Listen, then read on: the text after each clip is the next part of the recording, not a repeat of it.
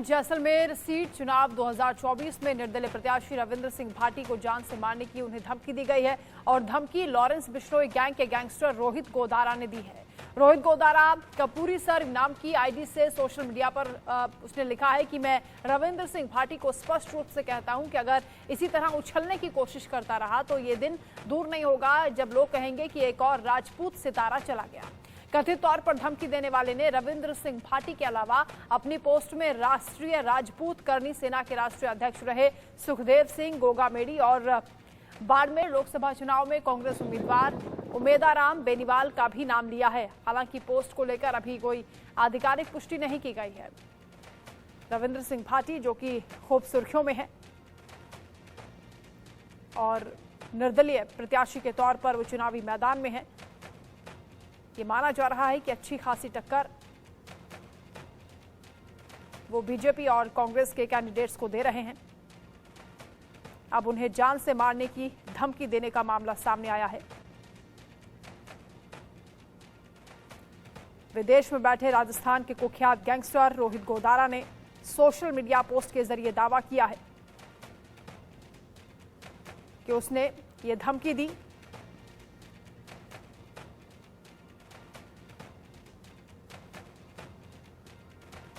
तो रविंद्र सिंह भाटी और police force के बीच भी हालांकि कुछ तनातनी की खबरें सामने आई थी।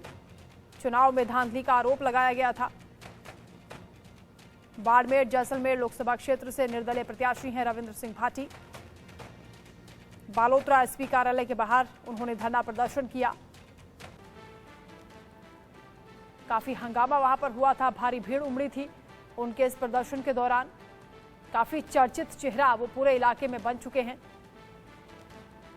लेकिन उन्हें धमकी दी जा रही है और कहा जा रहा है कि इसी तरह अगर वो उछलते रहे तो उन्हें जान से मार दिया जाएगा।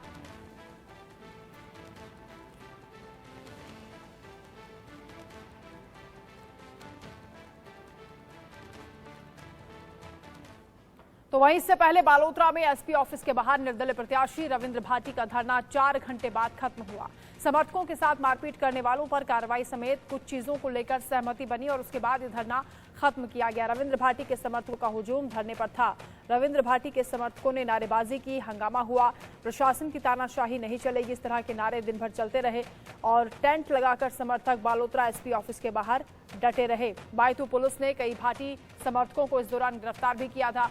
मतदान के दिन कई बूथों पर धांधली हुई, ये भाटी ने आरोप लगाया। रविंद्र भाटी की ओर से कहा गया कि हमारे बूथ एजेंट को धक्के मारकर निकाला गया। ईवीएम पर मेरे नाम के आगे एक लेबल लगा दिया गया ताकि मुझे वोट ना मिले। तो इन तमाम आरोपों को लेकर 4 घंटे तक धरना प्रदर्शन चला और हुजूम किस तरह उनके इस प्रदर्शन में उमड़ा वो तस्वीरें आप देखिए। और ज्यादातर युवा आपको नजर आएंगे इस भीड़ में। टेंट लगाकर ये सभी समर्थक धरने पर बैठ गए थे। प्रशासन के साथ काफी देर तक बातचीत चली, जिसके बाद समझौता हुआ।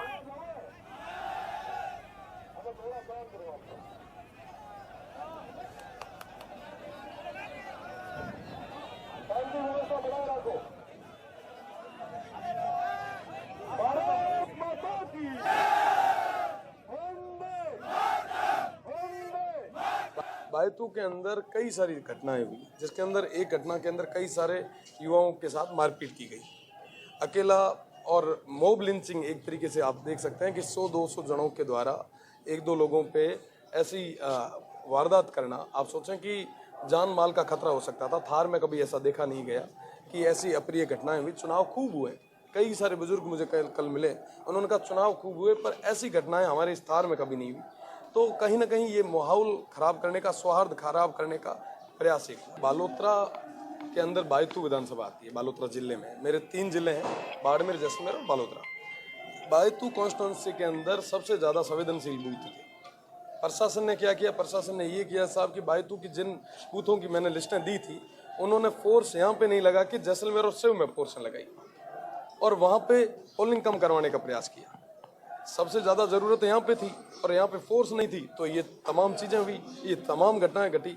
आपको कहना चाहूंगा कि कल 100 से ज्यादा बूथों पे फर्जी पोलिंग हुई, बूथ कैप्चर के प्रयास हुए, हर तरीके के वो साजिश और षड्यंत्र हुए जो कहीं ना कहीं एक कम्युनिटी के अंदर, एक सोसाइटी के अंदर नहीं होने चाहिए। बिल्कुल, अभी 100 से ज़्यादा लोगों को डिटेन किया गया है, लगभग 400 से ज़्यादा गाड़ियों को सीज करके रखा गया है। कई सारे FIR हमने दे दी है, पर अभी तक दर्ज नहीं की गई है। मैं तमाम उन चीज़ों को लेके आया हूँ और मुझे लगता है कि आने वाले समय में ये काम होंगे। अगर नहीं होंगे तो ये धरना जारी रहेगा। चुनाव प्रभावित हुआ है? चुनाव प्रभावित पूरे तरीके से चुनाव को प्रभावित किया गया है। आपको बताना चाहूंगा कि हर संभव इन्होंने प्रयास किया कि कैसे भी करके ये चुनाव जो है अलग डायरेक्शन में चला जाए। लोगों ने इस चुनाव को विकास और मुद्दों से हटा के जातिवाद पे ये चुनाव ले आए, क्योंकि उनको पता था कि रविंद्र जीत जाएगा। हार की बौखलाहट कहीं न कहीं ज्यादा थी, पर मुझे धार की जनता पे, बाड़मेर, जैसलमेर और बालोतरा की जनता पे विश्वास है कि उन्होंने इस चुनाव को सौहार्द के साथ में आगे बढ़ाया और उन्होंने विश्वास जताया।